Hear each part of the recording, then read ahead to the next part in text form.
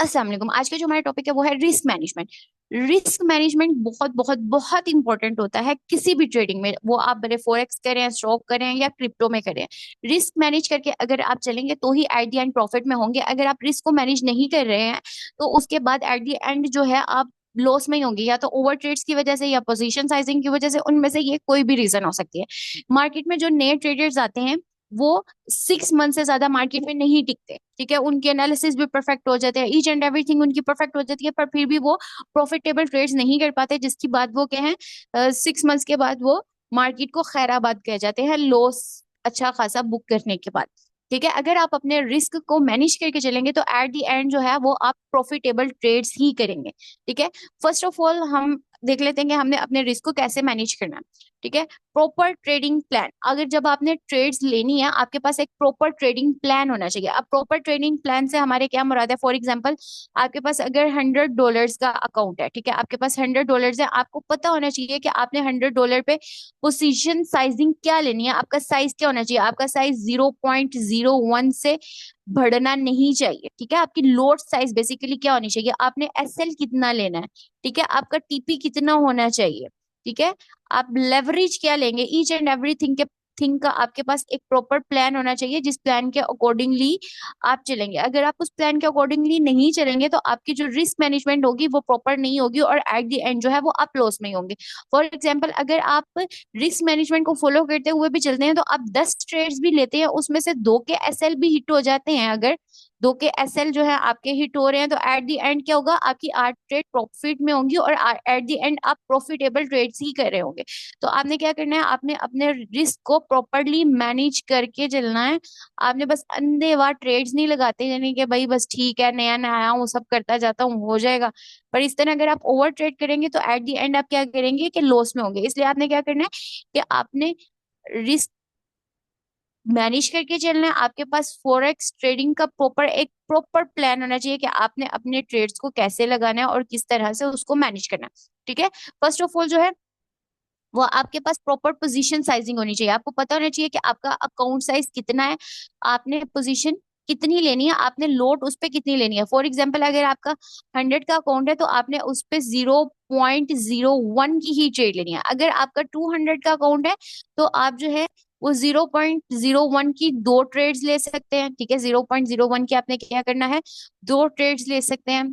ठीक है, अगर आप $3 है तो 0.01 की 3 ट्रेड्स ले सकते हैं या 0.3 की ट्रेड ले सकते हैं। आपने उसको अपने अकॉर्डिंगली मैनेज करना है।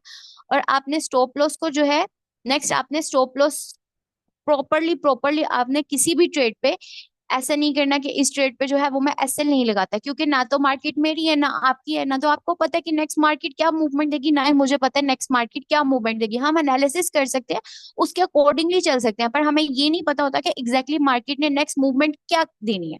ठीक है, तो इसलिए आपने अपना एसएल 50 to 60 पिप, जो आपने कोई भी जोन निकाला है, अगर आपका फॉर एग्जाम्पल एक आपने जोन निकाला है, वो आपने फॉर एग्जाम्पल गोल्ड का निकाला है और गोल्ड का जो जोन है वो आपने 2700 से निकाल लिया है 2695 का। ठीक है, तो अब आपका जो अकाउंट है वो है $100 का, तो आपने क्या कोशिश करनी है कि 2695 से ट्रेड लें और इसके 50 to 60 पिप्स बिलो जो है वो अपना एसएल रखें। ठीक है, अगर आपको नहीं पता कि एसएल क्या है तो आपको डिस्क्रिप्शन बॉक्स में SL TP order each and every video मिल जाएगी, आप देख सकते हैं। ठीक है, आपने क्या करना है कि आपने अपना एसएल 50 to 60 पिप्स रखना है। फॉर एग्जांपल, अगर आपने ये जोन निकाला है, आपने देखा है कि 4-5 दफा आपने इस जोन पे ट्रेड जो है वो लिया है, तो अक्सर ही मार्केट क्या करती है, आपके इस जोन पे, ये जो आपने 2700 का फॉर एग्जांपल जोन निकाला हुआ है, इस जोन से टच करती है और उसके बाद ये मार्केट आपका जोन उठाती है, फिर ऊपर जाती है। आपने अपना टीपी बुक नहीं किया, मार्केट वापिस वापिस आपके एसएल के पास पहुंचती है, आपका एसएल उठाती है और वहां से वापस रिवर्स दे देती है और प्रॉफिट में जाने लग जाती है आपकी वो ही ट्रेड। ठीक है, एसएल क्या हुआ? आपका हिट हो गया, आपको क्या हो गया? लॉस हो गया। आपने ये नहीं करना नेक्स्ट टाइम से कि मार्केट तो मेरा एसएल उठाती है और उसके बाद वापस निकल जाती है, तो मैं ऐसा करता हूँ कि एसएल नहीं लगाता और डायरेक्टली ट्रेड ले लेता हूँ। देखिए, आपने अपने रिस्क को मैनेज करना है। मार्केट आपको अगर इस टाइम पे ऐसे मूवमेंट दे रही है, इसका मतलब ये तो नहीं हो कि उसने आपको हमेशा ही ऐसे मूवमेंट देने हैं। आपने एसएल लाजमन लाजमन लाजमन लगाना है, क्योंकि मार्केट का नहीं पता कि वो आपका एसएल उठा के मजीद नीचे निकल जाए या वापस ऊपर चली जाए, या आपका एसएल के साथ साथ आपका अकाउंट वॉश कर दे। देखिए, अगर आपके पास अकाउंट है आपका एसएल हिट हुआ है, अकाउंट आपके पास आपका है, तो आप दोबारा से प्रॉफिटेबल ट्रेड्स में आ जाएंगे। आपने एसएल हिट किया है ना, आप दोबारा से वो एसएल को रिकवर कर लेंगे। और अगर आपका अकाउंट ही वॉश हो जाएगा, आपके पास दोबारा से फिर डिपॉजिट करना पड़ेगा। तो आप यही करें कि आप अपने रिस्क को मिनिमाइज करें, एसएल को जो है वो बुक कर ले, अपना स्टॉप लॉस बुक कर ले, एज कम्पेयर टू कि अपना अकाउंट वॉश कर लें। ठीक है, don't risk more than you can afford. ठीक है, जितना आप अफोर्ड कर सकते हैं उतना ही रिस्क ले। अगर फॉर एग्जाम्पल आप $100 पे $10 का रिस्क ले सकते हैं, इतना आप अफोर्ड कर सकते हैं, आप उतना ही करें। मैक्सिमम जो है वो आपने $100 पे जो है वो 5 to 6 डॉलर का जो है वो एसएल बुक करना होता है। या मैक्सिमम आप $100 तक का जो है, $100 के अकाउंट पे $10 का एसएल बुक कर सकते हैं। इससे ज्यादा आपने नहीं लगाना है, क्योंकि $90 से आप वापस जो है वो $90 से इजीली $10 जनरेट कर लेंगे, जो आपका एसएल में चला गया, आप बना लेंगे ये इजीली। अगर आपने $90 में से $50 जो है वो लूज कर दिया, तो आपको वो $40 पे उस तरह से ट्रेड नहीं ले पाएंगे, क्योंकि आपकी साइकोलॉजी भी डिस्टर्ब हो जाएगी और आपके माइंड में चल रहा होगा कि पहले ही बहुत ज्यादा लॉस कर चुका हूँ, मजीद नहीं करना। तो इसलिए आपने उतना ही एसएल लेना है, उतना ही लूज करना है जितना आप अफोर्ड कर सकते हैं। High risk and reward ratio, ठीक है, आपने पहले से ही आइडेंटिफाई कर लेना। आपको पता होना चाहिए कि अगर आप कोई भी ट्रेड ले रहे हैं तो आपका एसएल अगर 1% है, 1% आपने एसएल लिया है, तो आपने 2% उसका टीपी रखना है। ठीक है, तो आपने कोशिश करनी है जितना आपका एसएल है उसके अकॉर्डिंगली आप अपनी ट्रेड्स को मैनेज करें। रिस्क और रिवार्ड रेशो आपको पता होनी चाहिए कि आप अगर 1% रिस्क ले रहे हैं तो आपका जो रिवार्ड होना चाहिए वो क्या होना चाहिए, 2%।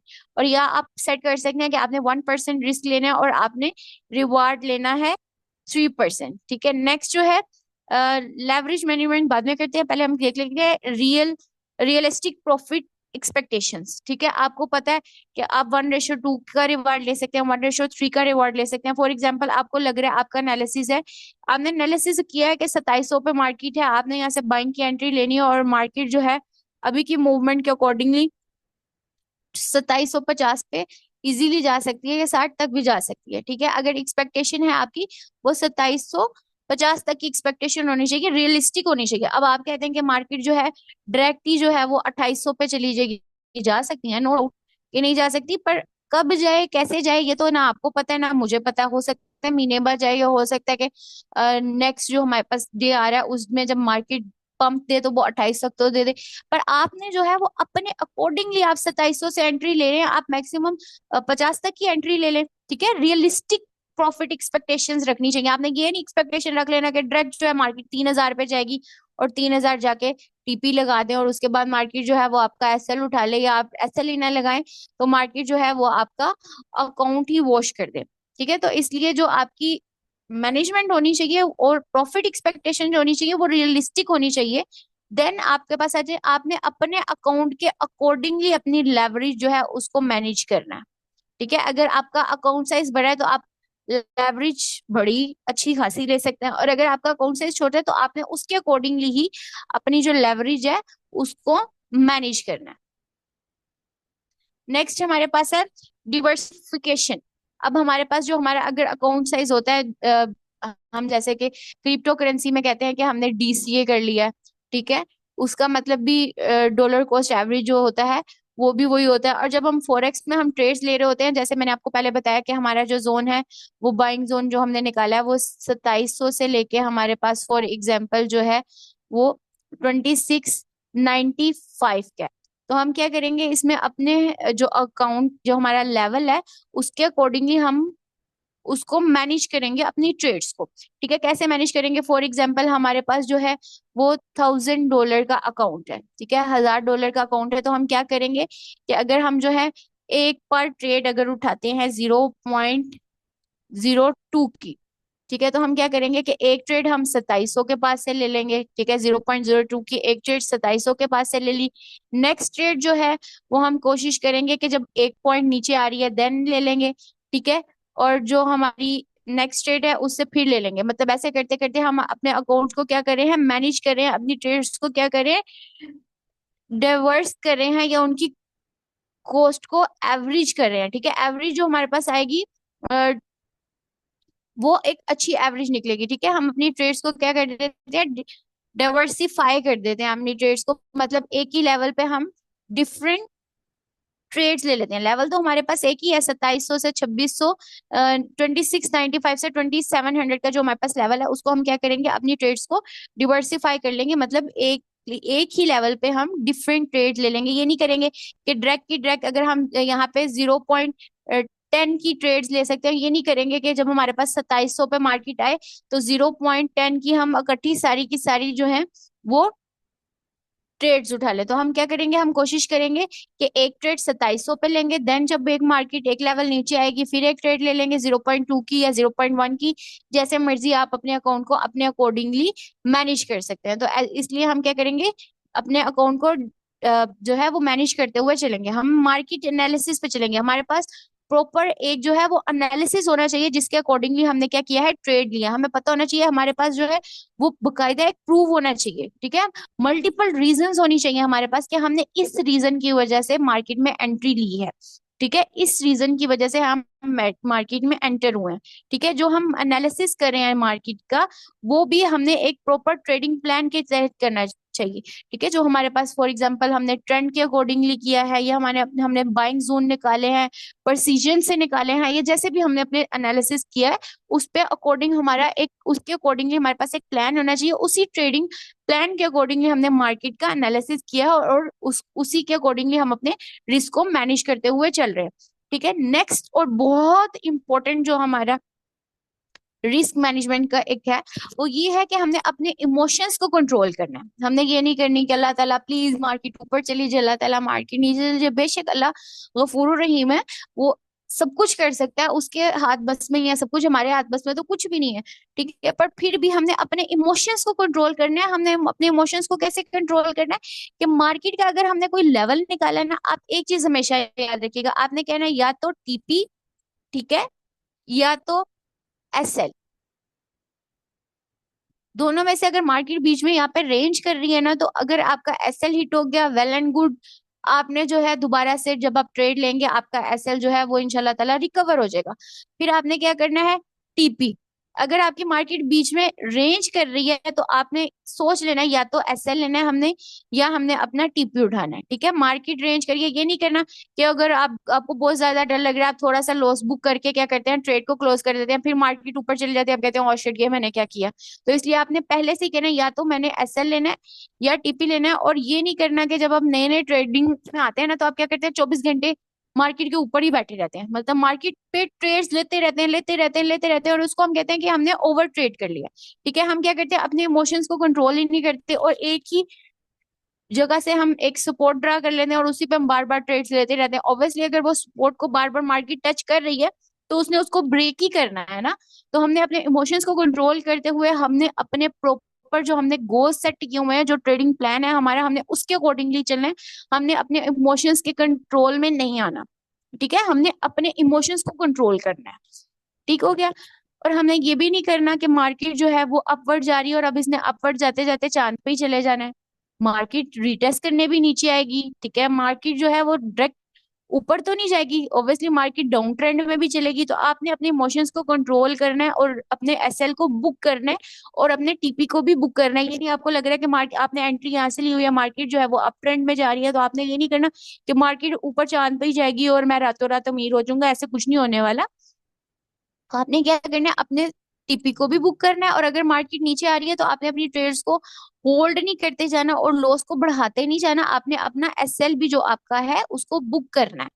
ठीक है, अपने इमोशंस को कंट्रोल करना है, ज्यादा से ज्यादा ट्रेड्स नहीं लेनी है, प्रॉपर एक प्लानिंग के तहत प्रॉपर एनालिसिस के अकॉर्डिंगली ट्रेड्स लेनी है। मार्केट के रंग में ढल जाना है, मार्केट को अपने रंग में डालने की कोशिश नहीं करनी कभी भी। ठीक है, और प्रॉपरली रेगुलर पोर्टफोलियो रिव्यू, आपने अपने पोर्टफोलियो को रेगुलर रिव्यू करना है। फिर आपने देखना है कि आपके पास कितना जो है आपका इस टाइम बैलेंस है, उसके अकॉर्डिंगली आपने उसको क्या करना है, मैनेज करना है, उसको देखना है। अब हमारे पास होती है, ठीक है, स्केलिंग। अब हमारे पास जो स्केलिंग है, बेसिकली स्केलिंग में क्या होता है, स्केलिंग में हमारे पास ये होता है कि हमने इंक्रीज, ग्रेजुअली इंक्रीज करते जाना है हमारा जो पोजीशन साइज होगा उसको, अकॉर्डिंग टू मार्केट कंडीशन, जो हमारे पास मार्केट कंडीशन चल रही है उसके अकॉर्डिंगली हमने क्या करना होता है कि अपने जो है वो मार्केट के कंडीशन के अकॉर्डिंगली साइज, पोजीशन साइज को इंक्रीज करना चाहते हैं। फॉर एग्जांपल अगर हमने एक सपोर्ट निकाली हुई है और हम हमें पता है कि हमारे पास स्ट्रॉन्ग सपोर्ट है, तो हम वहां पे थोड़ा सा जो है वो पोजीशन साइज जो है वो बड़ा ले सकते हैं, 0.2 का ले सकते हैं। अगर हमारे पास जो है $100 का अकाउंट है और हमें पता है, तो इसमें क्या होता है कि हाई रिस्क ले रहे हैं तो हमें क्या मिलेगा, हाई रिवॉर्ड मिलेगा। क्यों? क्योंकि हमारा ये जो लेवल है वो स्ट्रोंग लेवल है। ठीक है, अगर हमें लग रहा है कि हमारा ये जो लेवल है वो बहुत वीक लेवल है, तो हमने क्या करना है, उसका एसएल भी छोटा कर देना है, ताकि हमारा जो रिस्क है वो लेवल रिस्क कम हो जाए। और उसमें हमने क्या करना है, मिनिमाइज कर देना है अपना लोड साइज को भी। ठीक है, ताकि हम क्या करें, कम से कम रिस्क लें। अगर हम आप न्यूबी हैं तो आपने क्या करना है, आपके पास भले ही $5,000 का अकाउंट क्यों नहीं है, $5,000 का अकाउंट जो है वो कोई छोटा अकाउंट नहीं होता। ठीक है, तो आपके पास भले $5,000 का अकाउंट क्यों नहीं है, आप नए नए आपने टेक्निकल एनालिसिस, आपका पेपर ट्रेड किया, आपने डेमो पे ट्रेड किया, आपको टेक्निकल एनालिसिस बहुत अच्छा चल रहा है, आपने तब भी बड़े अकाउंट साइज मतलब 0.25 के साथ ट्रेड्स लगानी नहीं, शुरू करते नहीं, आपने 0.01 के साथ ही ट्रेड्स लगानी है। फिर आपको पता चलेगा कि आपके इमोशंस कितने कंट्रोल में है, आप अपने गोल्स को अचीव करने के लिए क्या करें, आपका ट्रेडिंग प्लान क्या है, आपका मार्केट के एनालिसिस क्या है, आप किस तरह से मार्केट को कंट्रोल करें। आपको जब इन चीजों का पता चलेगा, देन आपने जो है अपने बड़े लॉट साइज की तरफ जाना है। ट्रेलिंग और स्टॉप्स, ट्रेलिंग स्टॉप्स और ब्रेक इवन, ये हमारे पास क्या होता है, बीई ब्रेक इवन। अगर आपने आपको नहीं पता कि ब्रेक इवन क्या होता है, आपने जो है डिस्क्रिप्शन बॉक्स में आपको ब्रेक इवन का लिंक मिल जाएगा, वीडियो मिल जाएगी, आपने वो देख लेनी है। ठीक है, आपने क्या करना है कि अगर आप जो है स्टॉप लॉस जो है वो आपका हिट नहीं हुआ, मार्केट आपके अकॉर्डिंगली चल रही है और आप चाह रहे हैं कि इसको ज्यादा टाइम के लिए, लंबे टाइम के लिए आप क्या करें, होल्ड कर ले, तो उस सिनेरियो में आप क्या करते हैं कि अपने स्टॉप लॉस को क्या करते हैं कि आपने जहां से एंट्री ली हुई होती है वहां पे अपने स्टॉप लॉस को पुट कर देते हैं, वो आपका होता है ब्रेक इवन। डिटेल में आपको वीडियो डिस्क्रिप्शन बॉक्स में मिल जाएगी। ठीक है, तो आपने क्या करना है कि अपने रिस्क को मैनेज करते हुए अपनी ट्रेड्स को होल्ड, लॉन्ग टर्म होल्ड के लिए ब्रेक इवन कर देना है। नेक्स्ट हमारे पास है न्यूज एंड इवेंट्स। अब हमारी जो फॉरेक्स मार्केट होती है या क्रिप्टो मार्केट या जो भी हमारी मार्केट होती है, वो क्या करी होती है, बहुत ज्यादा डिपेंड करी होती है हमारी न्यूज पे। ठीक है, न्यूज पर जो इवेंट्स हो रहे होते हैं उससे रिलेटेड, उसके अकॉर्डिंगली। ठीक है, तो उसके अकॉर्डिंगली आपने अपने रिस्क को मैनेज कर लेना है। करेंसी कोरिलेशन, अब जैसे हमारे पास गोल्ड है और गोल्ड है जो जैसे हमारे पास और यूएसडी है। ठीक है, वो क्या कर रहे होते हैं, आपने देखा होगा कि जब भी हमारे पास गोल्ड जो होता है वो बाइंग में जा रहा होता है, तो यूएसडी जो होता है वो हमारे पास क्या होता है, सेलिंग में जा रहा होता है। इनका जो है आपस में रिलेशन है, तो आपको पता होना चाहिए किस करेंसी का किस करेंसी से रिलेशन है। अगर एक करेंसी अपवर्ड जा रही है तो दूसरी क्या रिएक्शन दे रही है। अगर हमारे पास यूएसडी की पॉजिटिव न्यूज आ रही है तो उससे क्या होगा, गोल्ड जो है हमारा वो क्या करता है, डिक्रीज कर जाता है, नीचे की तरफ जाता है, उसकी वैल्यू जो है वो सेलिंग में जाने लग जाता है, वैल्यू डिक्रीज होने लग जाती है, और यूएसडी जो है वो स्ट्रोंग होने लग जाता है। यूएसडी जब भी स्ट्रोंग होगा, डोल क्या होगा, गोल्ड वीक हो जाएगा। इसलिए आपको करेंसीज का जो कोरिलेशन है वो बहुत अच्छे से पता होना चाहिए। गो अगर यूएसडी की भी कोई न्यूज आ रही है तो आपको पता है कि आपने गोल्ड पे किस तरह ट्रेड करनी है, आपने अपने रिस्क को उसके अकॉर्डिंगली मैनेज करना है। ठीक है, नेक्स्ट जो है हमारे पास वो ये है कि हमने प्रैक्टिस कैसे करनी है।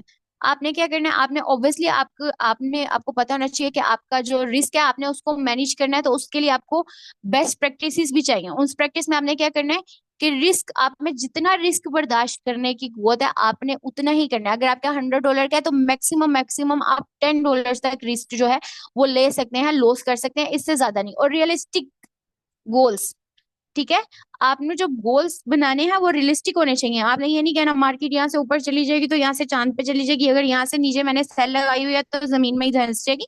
रियलिस्टिक ही गोल्स बनाने हैं, और जो गोल्स आपने बनाए हैं उनको कॉन्टिन्यूसली मॉनिटर करते रहना है और उनको एडजस्ट करते रहना है अपने रिस्क मैनेजमेंट के अकॉर्डिंगली। ठीक है, और आपको पता होना चाहिए अगर आपने कोई ट्रेड लगाई हुई है, आपको पता होना चाहिए इसकी न्यूज आ रही है तो आपने अपने रिस्क को कैसे मैनेज करना है, आपने नेक्स्ट कौन सा जो है वो स्टेप लेना है। ठीक है, अवॉइड ओवर ट्रेडिंग। आपने अगर एक ट्रेड लॉस में चली गई है, आपने एग्रेसिव नहीं हो जाना कि मार्केट ने मेरा एसएल कैसे उठा लिया, मैं मार्केट से अपने पैसे आज के आज लूंगा। कोई बात नहीं, इट्स ओके, माइंड को रिलैक्स करें, खुद को रिलैक्स करें, क्योंकि नेक्स्ट डे आएगा इंशाल्लाह ताला, आप दोबारा से ट्रेड ले लेंगे, आप अपना लॉस रिकवर कर लेंगे। आपने मार्केट से जंग नहीं करनी कभी भी। ठीक है, मार्केट जो है उसके रंग में आपने डाल जाना है, और हमेशा कहते हैं कि ट्रेंड इज योर फ्रेंड। ठीक है, जो ट्रेंड चल रहा है उसके अकॉर्डिंगली आप ट्रेड लेंगे, तो आप कभी भी जो है वो घाटे में नहीं जाएंगे, आप लॉस नहीं करेंगे। अगर आप जो है मार्केट के साथ जंग करने लग जाएंगे कि नहीं भाई इसने मेरा $10 का एसएल ले लिया, मैं अब इससे $20 निकाल के ही निकलूंगा यहाँ से, वरना मैं आज सारा दिन ओवर ट्रेड करूंगा। अगर आप दिन में 4 ट्रेड्स भी लेते हैं ना, या आप दिन में 2 ट्रेड्स भी ले रहे हैं, तो वो 2 ट्रेड्स आपकी प्रॉफिटेबल है ना, तो दैट्स इनफ फॉर यू। पर अगर आप 4 ट्रेड ले रहे हैं और कॉन्टिन्यूसली ट्रेड्स लिए जा रहे हैं, 10 ट्रेड ले रहे हैं और एंड पे आपके 8 आपने जो है वो लॉस में निकाली है और 2 से आपने प्रॉफिट किया, तो आप एंड पे क्या है, लॉस में। तो इसलिए बेहतर है 2 ट्रेड्स लें, अच्छी ट्रेड्स लें, एनालिसिस के अकॉर्डिंग चलें, अपने रिस्क को मैनेज करके चलें, ताकि आप जो है अच्छे अच्छे से प्रॉफिटेबल रहें एट दी एंड। ठीक है, अच्छा प्रॉफिट जनरेट करें, ये नहीं कि आप जो है वो लॉस में रहें। इसलिए आपने हमेशा हमेशा अपने रिस्क को जो है वो मैनेज करके चलना है, और ओवर ट्रेड कभी भी नहीं करनी। I hope now you can understand कि आपने अपनी ट्रेड्स को कैसे मैनेज करना है, आपने अपने रिस्क को कैसे मैनेज करना है। Thank you so much. अगर आपका कोई भी क्वेश्चन है तो आपको डिस्क्रिप्शन बॉक्स में व्हाट्सएप का नंबर भी मिल जाएगा। अगर आप हमारी कम्युनिटी ज्वाइन करना चाहते हैं तो आपको डिस्क्रिप्शन बॉक्स में कम्युनिटी का लिंक भी मिल जाएगा। Thank you so